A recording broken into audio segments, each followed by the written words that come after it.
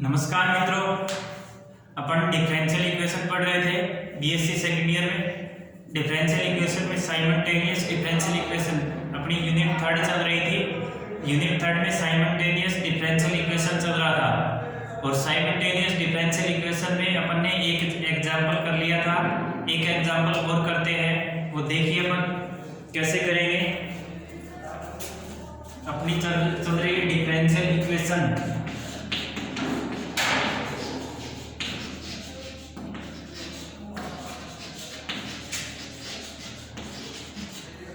ठीक है, और एग्जाम्पल नंबर 2 देखिए। एग्जाम्पल नंबर 2 कह रहा है dx upon x into Y square minus Z square dy upon y into Z square minus X square और dz अपॉन में है z into x square minus Y square. ठीक है,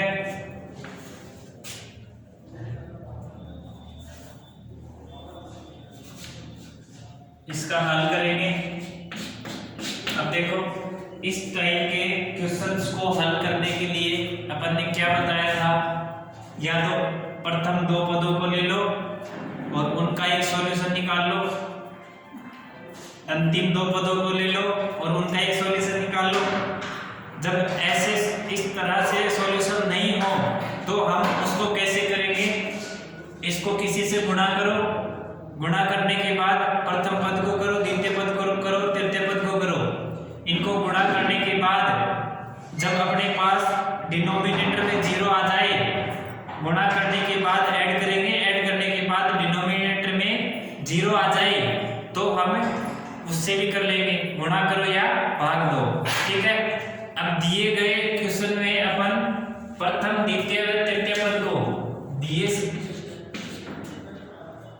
दी समस्या में या दिए गए समीकरण के प्रथम द्वितीय व तृतीय पद को क्रमशः प्रथम द्वितीय तृतीय पद को क्रमशः x y व z से गुणा कर जोड़ने पर, ठीक है, प्रथम द्वितीय तृतीय पद को गुणा कर x y z से गुणा कर जोड़ने पर, देखो इसको x से गुणा करोगे तो x square Y square minus X square Z square, इसको y से गुणा करोगे तो देखो ये y स्क्वायर और ये एक्स स्क्वायर, या y square X square minus का है, ये X square Y square plus का है, जोड़ेंगे तो ये कैंसिल हो जाएंगे। अब यहाँ से एक्स स्क्वायर जेड स्क्वायर है, अब यहाँ से ये देखो इसको z से गुणा करना है तो यहाँ से जेड स्क्वायर एक्स स्क्वायर, ये प्लस का जेड स्क्वायर एक्स स्क्वायर और ये X square Z square minus का, तो ये कैंसिल हो जाएगा। ठीक है, दिए गए समीकरण के प्रथम द्वितीय व तृतीय पद को क्रमशः x y व z से गुणा कर जोड़ने पर, अब देखो गुणा करके जोड़ेंगे तो अपन अब ये प्रथम द्वितीय तृतीय पद नहीं लिखेंगे, मैं डायरेक्ट लिखूंगा कि x dx plus y dy plus z dz, ठीक है, अपॉन में ये x square Y square minus Z square plus Y square into Z square minus X square plus Z square into x square minus Y square बराबर एक पद लिख लो कोई सा भी, dz upon Z into x square minus Y square. ठीक है, जो गिवन आया है वो पद तथा इसका अंतिम पद, इन दोनों को लेने पर, इन दोनों को लेंगे तो देखो यहां से नीचे क्या आएगा, x dx plus y dy plus z dz upon में एक्स स्क्वायर वाई स्क्वायर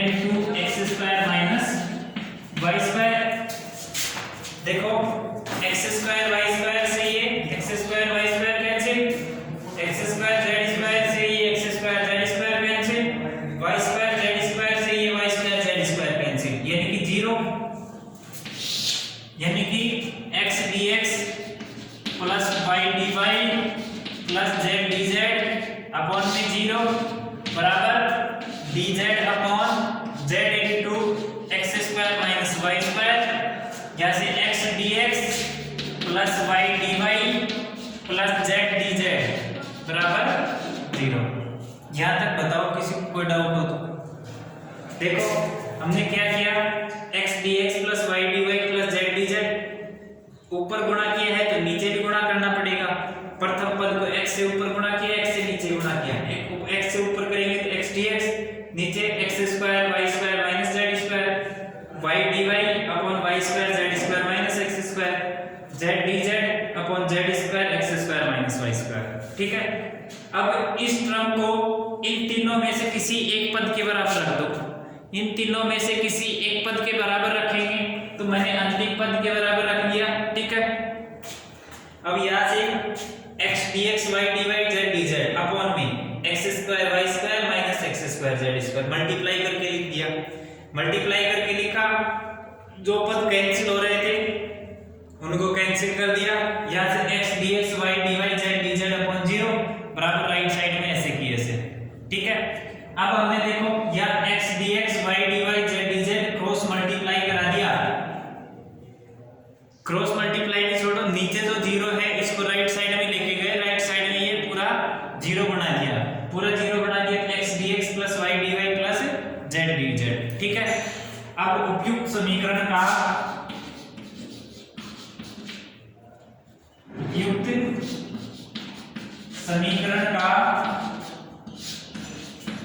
समाकलन करने का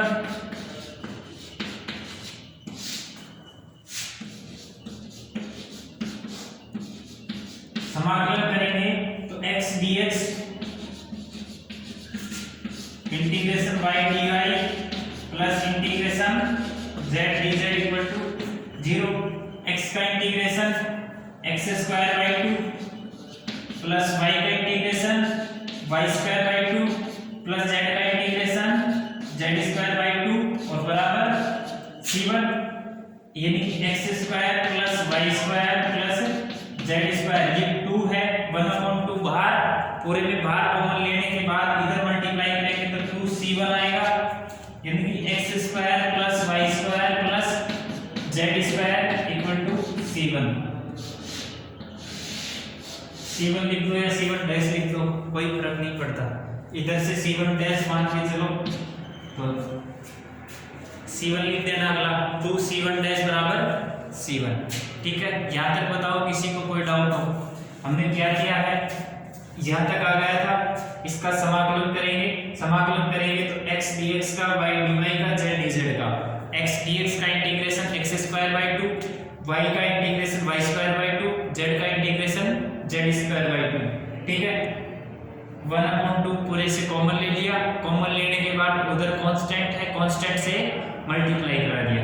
ठीक है, यानी x square plus y square plus z square बराबर c1 आ गया। 2c1 डैश को हमने लिख दिया c1। ठीक है, एक सॉल्यूशन अपना यहाँ तक आ गया। जब अपना एक सॉल्यूशन आ जाता है और दूसरा सॉल्यूशन निकालना है हमें, तो दूसरा सॉल्यूशन जैसा हमने पहला सॉल्यूशन निकाला है उसी तरह से हमें दूसरा सॉल्यूशन भी निकालना है। अब दूसरा सॉल्यूशन निकालने के लिए मैं पहले इसको मिटा देता हूं,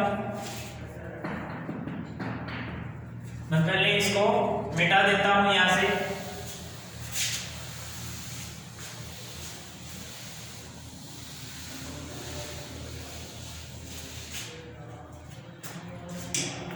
अब देखो यहां से देखो, ये अपना ये गिवन क्वेश्चन है, दिया समीकरण है। अब इस समीकरण में पहले तो हमने गुणा किया था, अब दूसरा समीकरण निकालने के लिए अब देखो, अगर ये y स्क्वायर है, ये z स्क्वायर है, हम इस थोड़ी देर के लिए x को भूल जाएंगे, इस थोड़ी देर के लिए इस x को भूल जाएं, यानी कि y square minus z square, इधर x को भूल गए, इधर y को भूल गए और इधर z को भूल गए, यानी कि x y और z को थोड़ी देर के लिए छुपा लेते हैं। तो यहाँ से y square minus z square, यहाँ से y स्क्वायर और यहाँ माइनस y स्क्वायर कैंसिल हो जाएगा, इधर से माइनस z स्क्वायर, इधर से प्लस का z स्क्वायर, ये भी कैंसिल हो जाएगा, और इधर से ये माइनस x स्क्वायर, इधर से प्लस का x स्क्वायर, ये भी कैंसिल हो जाएगा, यानी कि नीचे 0 आ गया। बच गया क्या इधर y इधर z। अब देखो हम प्रथम पद को x से भाग दे दे, प्रथम पद को x से भाग दे दे, प्रथम पद को x से भाग देंगे तो इधर से dx अपॉन x और इधर से x अपॉन x, ठीक है, कैंसिल हो जाएगा। द्वितीय पद को y से भाग दे दे तो इधर से dy अपॉन y और इधर से y से y कैंसिल हो जाएगा, ठीक है। तृतीय पद को z से भाग दे दे तो dz अपॉन z और इधर z कैंसिल हो जाएगा, ठीक है। यानी कि दिए समीकरण में प्रथम पद को x से, द्वितीय पद को y से, तृतीय पद को z से भाग देने पर या प्रथम द्वितीय तृतीय पद को क्रमशः x y व z से भाग देने पर, ठीक है, ये लैंग्वेज लिख दे। तो देखो दिए समीकरण में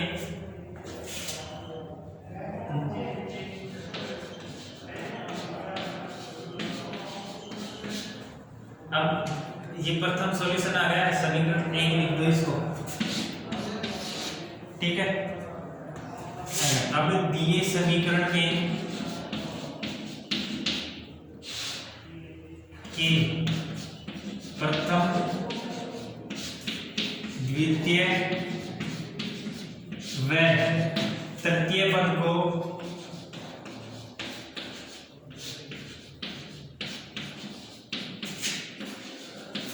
क्रमशः x y व z से भाग देकर जोड़ने पर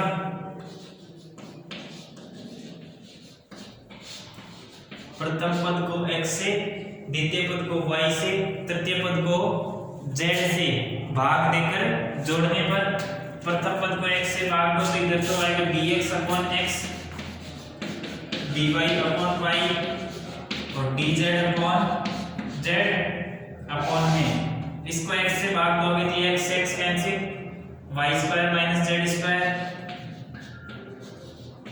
प्लस इसको y से भाग देंगे तो z square minus x square, इसको z से भाग देंगे तो x square minus y square बराबर किसी एक पद के बराबर रख दो, dx के बराबर रख दो,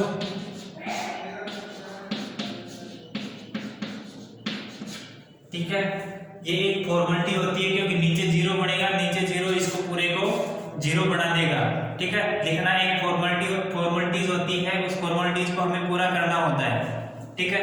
अब देखो यहाँ से y स्क्वायर से ये y square cancel, z square से ये z स्क्वायर कैंसिल, इधर x स्क्वायर से ये x स्क्वायर कैंसिल, तो मैं लिख दूं dx upon x, dy upon y, dz upon z upon में 0 बराबर dx upon x into y square minus z square. अब मैं इधर वाला घटा देता हूं,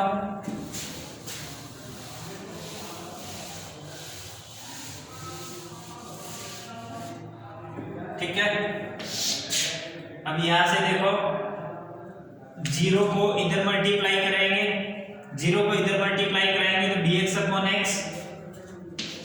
dx upon x plus dy upon y plus dz upon z equal to 0, dx upon x, dy upon y, dz upon z equal to 0।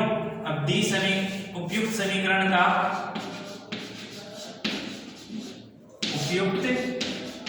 समीकरण का समाकलन करने पर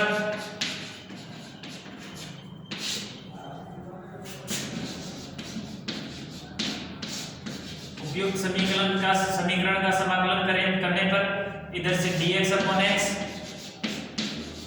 इधर से dy अपॉन y, इधर से dz अपॉन z और इधर से 0, ठीक है।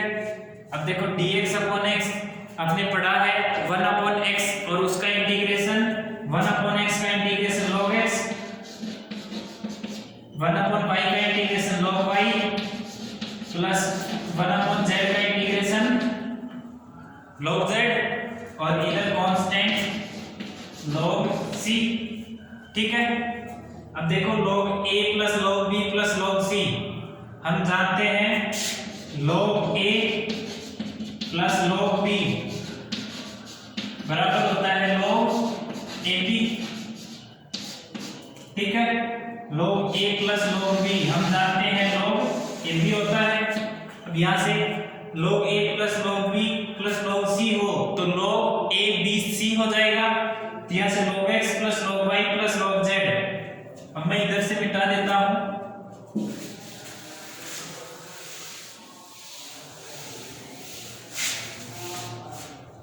इधर से मिटा देता हूं। log x plus log y plus log z बराबर log c है।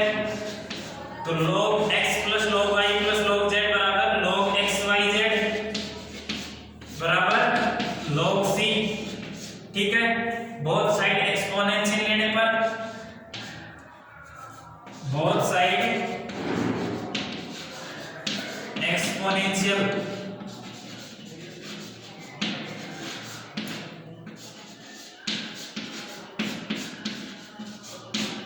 एक्सपोनेंशियल लेंगे तो e की power log x y z बराबर e की पावर log c, और e की पावर log में कैंसिल होते हैं x y z बराबर c। समीकरण 2, ठीक है।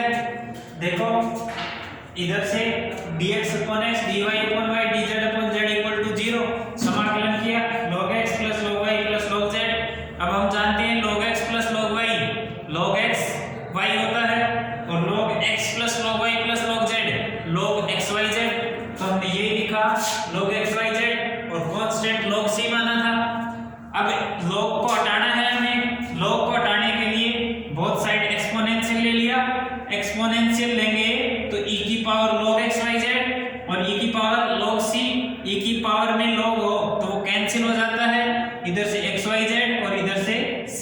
समीकरण 2, ठीक है। अब समीकरण 1 व 2,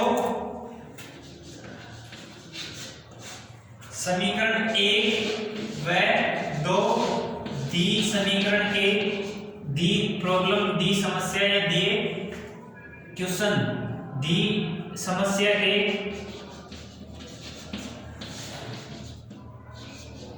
समाधान या हल हैं, ठीक है। समीकरण 1 व 2 दी समस्या के हल है। समीकरण 1 है x square plus Y square plus Z square बराबर सी स्क्वायर, या इसको मैं यहाँ लिख देता हूँ, ये है x square plus Y square plus Z square बराबर c1। समीकरण ये 1 है, ठीक है। समीकरण 1 व 2 दी प्रॉब्लम या दी समस्या के हल है, ठीक है। एक बार मैं इस क्वेश्चन के बारे में ब्रीफली इंट्रोडक्शन फिर से करवा देता हूँ। हमें क्वेश्चन दिया था, क्वेश्चन में दे रखा था, उसको देखते हुए हमने किया कि प्रथम द्वितीय तृतीय पद को x y z से गुणा करके जोड़ दिया। जोड़ने पर ऊपर तो x dx y plus y dy plus z dz upon में 0 आ गया, उसका इंटीग्रेशन कर दिया x square plus y square plus z square बराबर c1 आ गया, ठीक है। इसी तरह हमने प्रथम पद को x से द्वितीय पद को y से तृतीय पद को z से x y z से भाग दे दिया, भाग दे के ऐड किया तो dx upon x plus dy upon y plus dz upon z upon में 0 आ गया, ठीक है। 0 आ गया यानी कि x dx upon x plus dy upon y plus dz upon z equal to 0, ठीक। ये इसका इंटीग्रेशन करेंगे तो log x plus log y plus log z आएगा। तो log x plus log y plus log z बराबर log c मान लिया कांस्टेंट, यानी कि log a plus log b log ab होता है, यानी कि log x y z बराबर log c। Both side exponential ले लिया तो x y z बराबर c आ गया, ठीक है। समीकरण 1 x square plus y square plus z square, समीकरण 2 x y z, ठीक है। ये दोनों ही हमारे दिए क्वेश्चन के हल हैं, ठीक है। उम्मीद करते हैं सबकी समझ में आया होगा। अगर कोई डाउट हो तो हम तक मैसेज करिए। नेक्स्ट जो लेक्चर होगा उसमें आपके डाउट को लेते हुए आगे बढ़ेंगे। ठीक है, धन्यवाद।